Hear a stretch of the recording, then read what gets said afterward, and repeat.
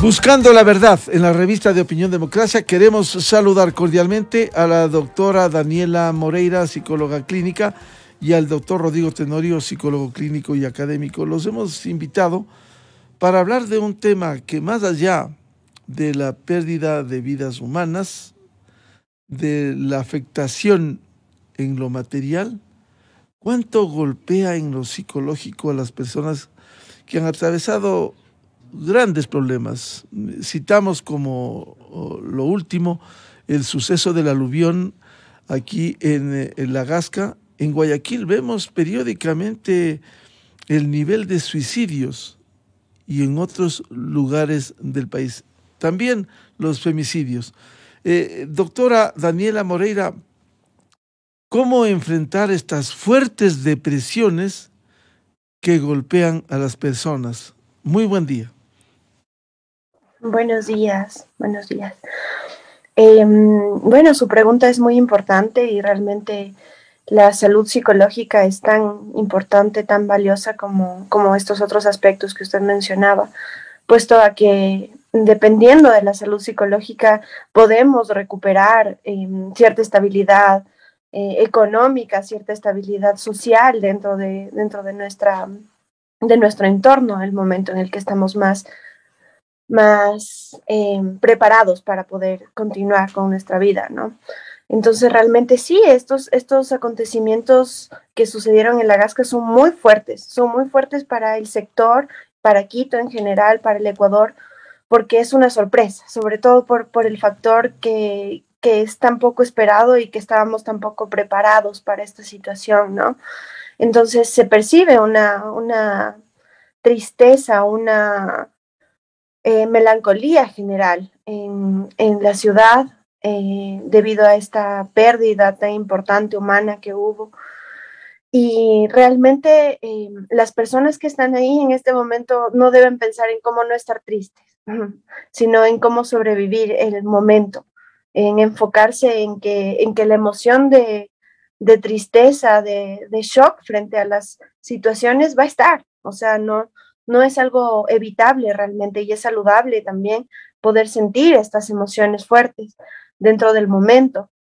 Entonces, para estas personas, recomendarles, un poco invitarlas a que empiecen un acercamiento de un proceso psicológico, porque realmente estos traumas que llegan a ser son como, yo los planteo un poco como cuando uno se choca en un auto y se queda como una bolladura en el auto. Y mientras no arreglamos, no vamos a un taller y le pedimos a alguien que nos ayude poniendo la pieza nuevamente como estaba, pues no se arregla sola. Entonces, es lo mismo, cuando existe un trauma en nuestra vida, se queda esa marca hasta que no trabajemos en él. Entonces, invitar un poco a este acercamiento a profesionales de la salud mental. Por mi parte, yo estoy ofreciendo terapia psicológica gratuita a las personas afectadas en lo que pasó en La Gasca. Y en general para las personas que presenciamos de cierta forma a distancia, pero que también nos afecta, poder observar un poco que este acontecimiento realmente es algo que sucedió que no, sin precedente, ¿no? Entonces, a veces cuando sucede eso, nos llega a dar mucho miedo de que esto pueda sucedernos también, o sea, de que sea algo que se va a repetir o de que sea algo que en cualquier momento afecta a nuestra seguridad personal. Y eso aumenta el miedo en general de las personas y el miedo genera vulnerabilidad. Entonces, un poco entender que este fue un evento sin precedentes, que no necesariamente estamos en peligro ahora las demás personas y también una herramienta muy válida es el brindar ayuda. Cuando nos sentimos inseguros, cuando nos sentimos que estamos vulnerables, irónicamente lo que más nos puede colaborar dentro de eso es brindar nuestra ayuda. Entonces, estar presentes, no recargarnos de información. A veces hay estos videos que son muy fuertes que están pasando por las redes sociales que realmente no sé si colaboran mucho en realidad en esta situación, ¿no? Doctora, específicamente hablando de la Gasca. Doctora Moreira, ¿cómo enfrentar estos traumas, más allá de los hechos materiales, la pérdida, siendo importante eso, quizás más importante la pérdida de vidas humanas, pero quienes lograron sobrevivir, quizás dar gracias de que, insisto, más allá de lo material, tienen vida, pero necesitan ayuda psicológica? ¿Cómo afrontar estos traumas? Claro, tal vez esta parte que usted mencionaba de dar las gracias y de decir como, bueno, no me tocó a mí, en realidad fue una lotería. O sea, muchas personas se salvaron porque hubo alguna mano amiga en ese momento, porque hubo por ciertas circunstancias. Entonces, en este momento, para ellos no es tan válido esto de solamente, bueno, me salvé en este momento, tengo que estar agradecido. El shock va a estar, como mencionaba antes, y eso no significa que porque me salvé voy a estar tranquilo y voy a estar bien y voy a estar al 100%, ¿no? Sino más bien es una invitación, como decía antes, a trabajar mucho en la afectación, porque tal vez los que se quedaron, los que no sufrieron una pérdida irremediable, igual tienen en este momento muchas cosas que trabajar, ¿no? ¿Cómo se trabaja un trauma de esa magnitud? Primero que nada, teniendo mucha paciencia. Para las familias de las personas que sufrieron más cercano esta situación, mucha empatía, ¿no? Dejar que la persona se desahogue, no empujar a que rápidamente se mejore, a que, a que hablen al respecto, a que puedan un poco no dejar con el misterio de lo que sucedió y que se quede como algo que marca sus vidas, sino más bien como una experiencia de la cual sacar lo poco positivo que existe, ¿no? El aprendizaje dentro de eso.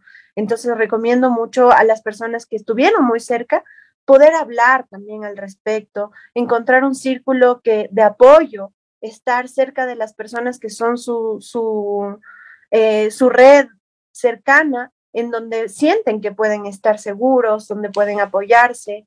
Y también lo que decía antes, un poco saber que este evento no necesariamente hace que toda su vida vaya a ser más vulnerable y que tengan miedo desde ahora en adelante todos los días por lo que sucedió, ¿verdad? Bienvenido al doctor Rodrigo Tenorio, un reconocido psicólogo clínico con todo ese bagaje de conocimientos. ¿Qué nos puede decir cómo afrontar estos traumas en medio de estos desastres que devienen, en unos casos de fenómenos naturales y en otros también por decisiones, como hemos visto penosamente, suicidios, especialmente en Guayaquil? Muy buen día, doctor Rodrigo Tenorio. Miguel, muchas gracias por la invitación. Saludo también a Daniela, compañera del panel. Realmente es una situación sumamente compleja. La complejidad viene de este shock que se produce y que tiene la virtud de destruir todo ese andamiaje que nos sostiene en la existencia. Nosotros tenemos, tanto como sociedad como sujetos individuales, una red de sistemas, de representaciones, de valores, de seguridades que nos permiten vivir la cotidianidad. Pues tenemos certezas. Hoy nos levantamos, vamos a trabajar, vamos a vivir y sabemos que eso va a pasar hoy y va a pasar mañana. Y eso nos sostiene en la vida. Y eso nos da seguridad, nos da entusiasmo, alegrías, visión de futuro, etcétera. Vivimos así. Un accidente como el que acaba de acontecer viene a destruir ese sistema de seguridades. No a afectarlo parcialmente, no, viene a destruir. Es un cataclismo, es una montaña, no solamente la montaña física, el lodo, el agua que viene encima y destruye y mata, sino todo ese cataclismo psíquico porque las personas se quedan sin nada. No es una nada cualquiera, es una nada total, es una nada psíquica, física, emocional. En español tenemos una palabra anonadado. La persona anonadada está metida en la nada. Y eso, por supuesto, es gravísimo. Al comienzo, el primer, segundo día, los primeros días del cataclismo, no hay reacción. Solamente hay la estupefacción ante el hecho. O sea, la casa destruida, el papá muerto, el hermano muerto, el familiar, el vecino, desaparecidos. Las personas absolutamente sin nada, anonadados, han caído en la nada. Y esto, por supuesto, requiere que la sociedad empiece a ayudar a sacar de la nada a estas personas. Todo lo que están haciendo la policía, el ejército, los voluntarios de la misma comunidad para sacar los escombros, para encontrar los cadáveres, para contar los muertos, para enterrar a los muertos. Todo es como parte fundamental de este proceso de salir de ese anonadamiento. Si usted recuerda las primeras tomas, la gente no podía hablar. La gente no puede decir lo que le está aconteciendo porque está anonadada. Y este anonadamiento, Miguel, puede durar mucho tiempo. No es que puede pasar de la noche a la mañana y ya pasó 3 días. No. Al comienzo, el shock es tan grande que se quedan así, choqueados, como decimos comúnmente, pero luego de una semana, de un mes, de 2 años, las cosas vendrán a aparecer con su propio peso. Realmente se entenderá lo que fue perder una casa, perder un hermano, un hijo, un vecino. Por supuesto que este rato a la sociedad le toca atender la emergencia física, ¿no? Limpiar, proveer de alimentos, de medicinas, dar alojamiento a los que se han quedado sin nada. Ya, ese es urgente y por ahí hay que comenzar. Este rato ellos no necesitan psicólogos. Este rato no nos necesitan a nosotros. Este rato necesitan a todo este sistema social que ayuda, que saca de la emergencia. Más tarde, digamos, imaginariamente, mañana es cuando nosotros tendremos necesidad nosotros mismos de ir allá y de atenderlos.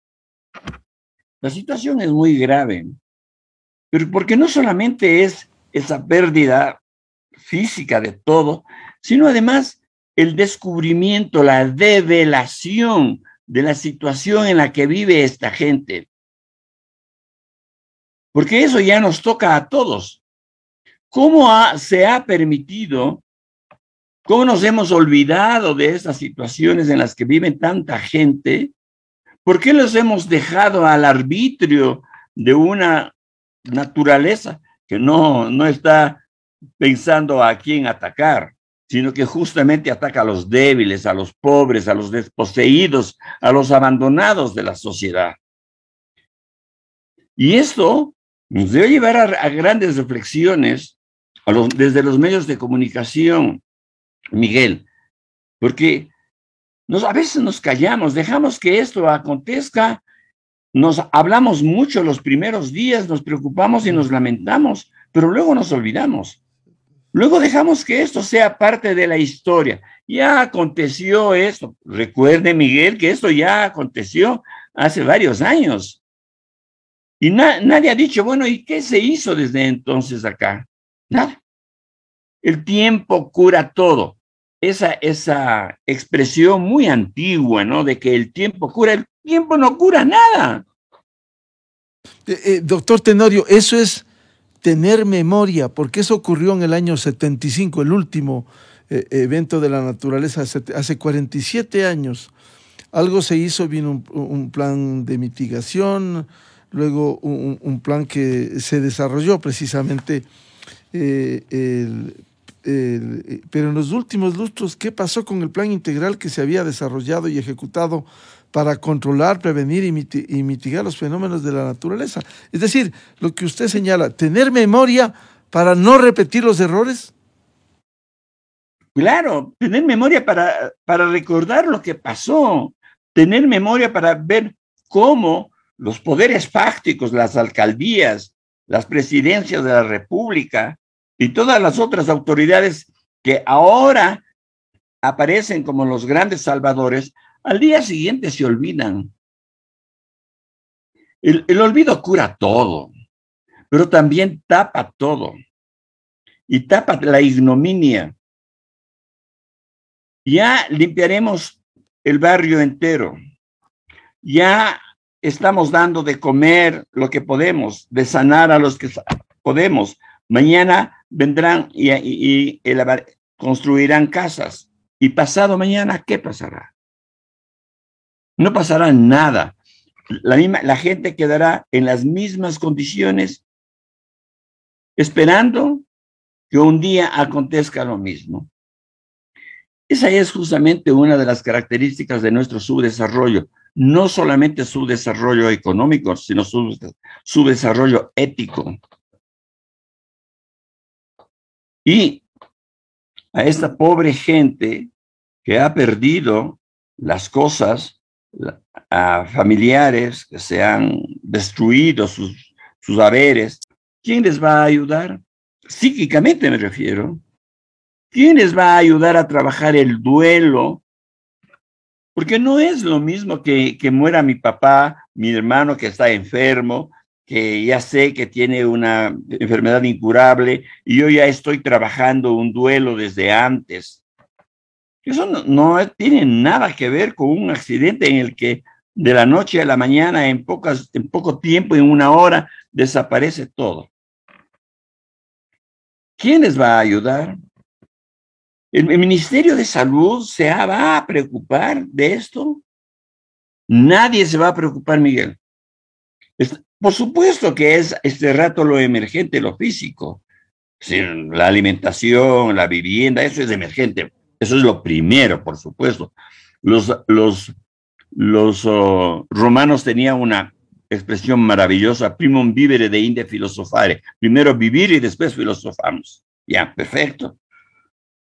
Pero nosotros los profesionales, las universidades, las facultades de psicología de la Católica, de las otras universidades, debería estar ya pensando cómo construir, cómo elaborar, cómo manejar un equipo de psicología, por ejemplo. Armar allí consultorios que permitan trabajar con los niños, trabajar con los chicos, trabajar con los que han quedado huérfanos. Ese es un programa que realmente corresponde, no al Estado. El Estado no va a hacer nada, pero sí creo que a las universidades, por ejemplo, a las universidades que tienen facultades de psicología, esas facultades que en muchos no hacen casi nada, aprenden, por supuesto, pero los estudiantes no van a ninguna parte a trabajar. Es esta una oportunidad de salir de esta emergencia, construir espacios allá en el lugar, no que vayan a mi consultorio, allá en ese lugar construir espacios en los cuales los niños, los adolescentes, los grandes, pudiesen trabajar, inclusive colectivamente, esta pérdida. Esto ayudará no solamente en el campo psicológico, Miguel, sino que también podría ayudarles a crear otra conciencia social, otra idea de vivir de distinta manera. Porque no podemos nosotros pasar por alto el hecho de que es gente que vive en el riesgo. Sabe que ese es un lugar de riesgo. Pero Dios me protege, yo tengo la imagen de la Virgen de no sé qué y del Señor de no sé cuántos, y ellos me protegen y les rezo todos los días, y con eso ya estoy protegido. Todas esas cosas hay que trabajarlas socialmente, Miguel. Doctor Tenorio, ¿Y qué hacer más allá de este caso grande? Que vamos al final a pedir qué hacer y cómo hacer con esta oportunidad y en los espacios, los suicidios. ¿Cómo ve, cómo entender? Hemos visto imágenes que realmente deprime. Una última en la ciudad de Guayaquil, cerca del río, en un edificio, el río Guayas, en un edificio, cómo se lanza un extranjero. ¿Cómo enfrentar los suicidios que también debiera alertar a la sociedad? El suicidio es muy antiguo en la sociedad, en el mundo, en la comunidad. Y el suicidio, la idea de muerte, me duele mucho decirlo, pero atraviesa la vida de todos. Es decir, que la presencia de la muerte como solución, o sea, prefiero morirme para seguir sufriendo, antes que mi padre muera, mejor me quiero morir yo, cosas por el estilo. Hay un lenguaje suicida que está en la comunidad. Muy antiguo el lenguaje suicida. Nosotros vamos a los griegos, vemos en ellos ya el tema del suicidio, inclusive para satisfacer los deseos de los dioses. El suicidio implica que la persona que está pensando suicidarse o que termina suicidándose ha perdido todos aquellos elementos, ¿no?, simbólicos y reales que sostienen la existencia. A nosotros no nos sostiene el dinero solamente, o la presencia de papá y mamá, nos sostienen valores, nos sostienen fantasías, nos sostienen deseos. Cuando estas fantasías, estos deseos se apolillan, y usted y yo, Miguel, sabemos lo que acontece con los apolillamientos. Nadie se da cuenta que la mesa de la casa está apolillada. El rato menos pensado pusiste un peso encima al suelo la mesa. Pero dice, estaba linda la mesa hasta ayer. Sí, pero nadie se dio cuenta que estaba apolillada. Estos sujetos que están pensando en el suicidio, es fea la imagen que doy, pero tienen la estructura psíquica, su vida, su existencia apolillada.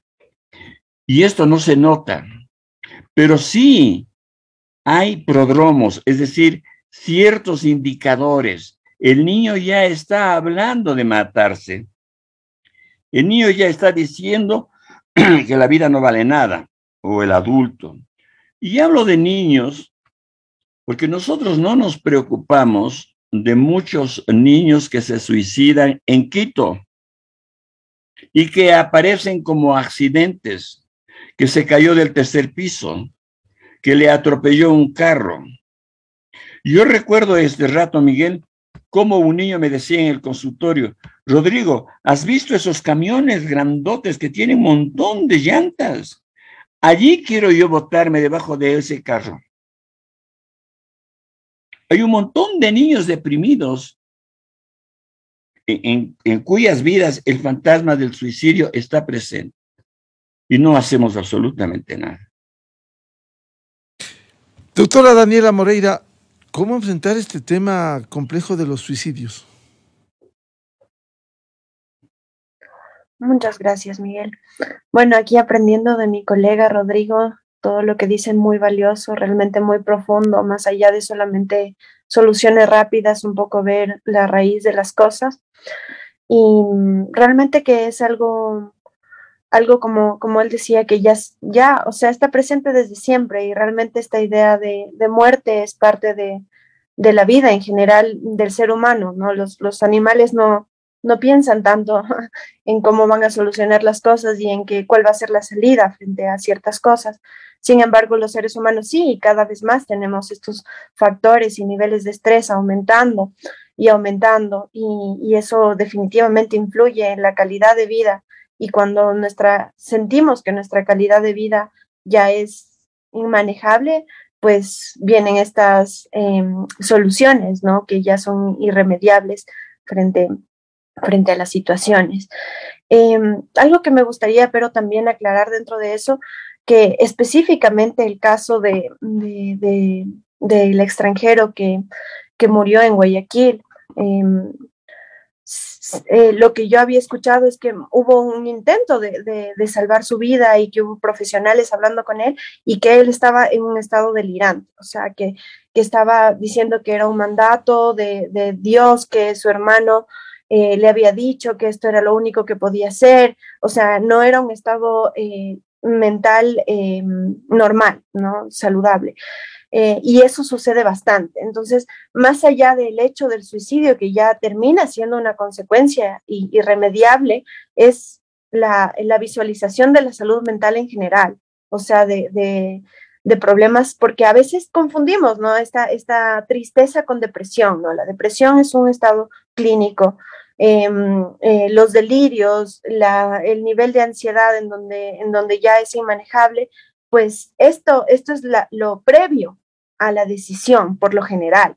Entonces, es una visualización a una prevención, a un trabajo desde que ya se ven estas señales, ¿no? Como decía mi compañero, desde niños, desde adolescentes, ya estas ideas van generándose, van plantándose como una semilla y van creciendo con las vicisitudes de la vida al final, y terminan desarrollándose todos estos problemas psicológicos que ya llegan a ser clínicos y que en un momento son críticos y pueden terminar en algo fatal como es el suicidio. Entonces, para mí sigue siendo muy importante la visualización de una cultura con salud mental que pueda acudir a nosotros en general como un registro básico, así como vamos al dentista, así como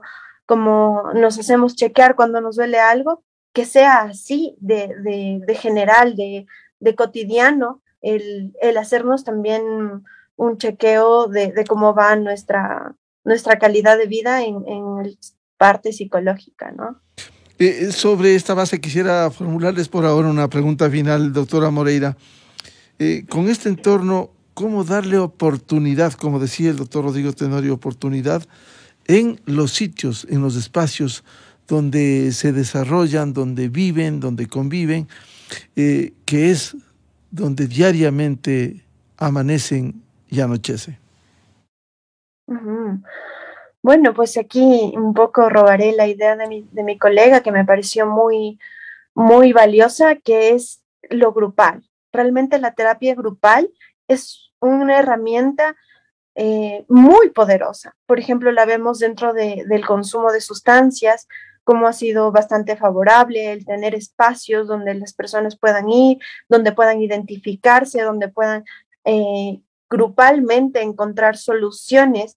El grupo, por lo general, da una seguridad, un sentido, una disolución del ego en sí, de no soy solamente yo como persona, sino es mi sociedad, mi comunidad la que necesita que esto mejore, que esto hacer un trabajo dentro de este acontecimiento específico y también dentro de lo que queremos en general, ¿no? Para ir replicando.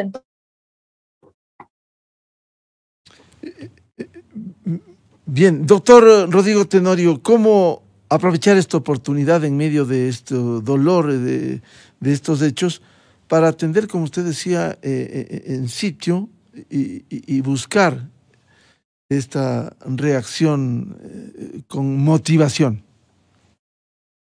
En primer lugar, hay que ir por las emergencias materiales. La gente en este momento lo que quiere es ver dónde vivir, qué comer, la salud física, y de eso hay que preocuparse, porque eso es emergente. O sea, la casa, si no tienes en dónde vivir, tu vida está desorganizada totalmente. Y por ahí, esa es parte de la salud mental. O sea, a veces creemos que la salud mental es asunto solamente de los psicólogos, de los psiquiatras. No, no, no, es de la sociedad. Si a esta gente se le empieza a asegurar y a dar proyectos reales, no ficticios, no mentiras políticas, porque allá van los mentirosos políticos enseguida a ofrecer un montón de cosas. Que la alcaldía tome en serio su función y vaya con todo y trabaje ahí y ofrezca y haga un proyecto, por ejemplo, de reconstrucción de casas, un proyecto real para que nunca más se repita esa acumulación de agua del Pichincha, que recanalice todo lo que hay, esa oferta que tiene que comenzar ya. Esa es la primera parte de la salud mental. Porque no podemos nosotros construir una supuesta salud mental sobre escombros. Porque la vida, o sea, la salud mental es importantísima, el vivir alegres, llamémoslo, y no deprimidos, pero primum vivere de inde filosofare, primero vivir y después filosofar. Que el Estado, la alcaldía, sobre todo la alcaldía, porque a ella le corresponde, haga cosas reales, ofertas reales, inmediatas. Y eso va a ayudar a la gente, va a ser parte importantísima de su salud mental. Que lo que la sociedad está haciendo, dando de comer, dando medicamentos a los que necesitan, esa solidaridad, eso es parte de la salud mental, porque ya no están tan preocupados que qué voy a comer. El darles un alojamiento provisional a los que no lo tienen, eso es parte de la salud mental. Después, repito, vendrán los procesos que podemos hacer nosotros los profesionales y que sí va a ser absolutamente necesario. Pero partamos por ahí, porque de lo contrario, las cosas van a quedar en el aire. Y que las promesas que hace el gobierno, que hace la alcaldía, sean reales, ¿no? Que se vean exactamente como han hecho muchas empresas ahora, que han mandado alimentos y medicamentos y todo. Eso se necesita.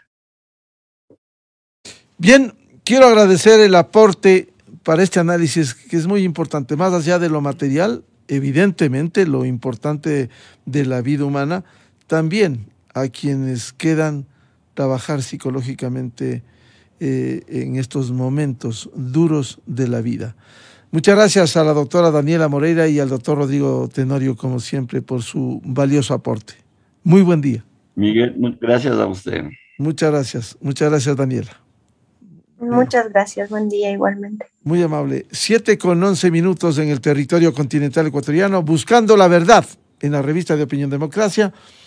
Queremos anunciarles, luego de la pausa publicitaria, vamos a volver a analizar el proyecto de ley que garantiza la interrupción del embarazo por violación con 3 invitados. La asambleísta Verónica Carrillo, de Izquierda Democrática, el asambleísta César Ron, independiente, aquí en nuestros estudios, y el asambleísta Esteban Torres, de Tiempos de Cambio.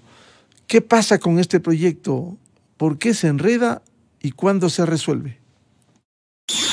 Miguel Rivadeneira en la revista de Opinión Democracia. Inicio de espacio promocional y publicitario. Esa jubilación que siempre has querido junto a tu familia, disfrutando de tus nietos y teniendo tranquilidad, puede empezar a construirse desde hoy, con esfuerzo, planificación y una cuenta de ahorro programado para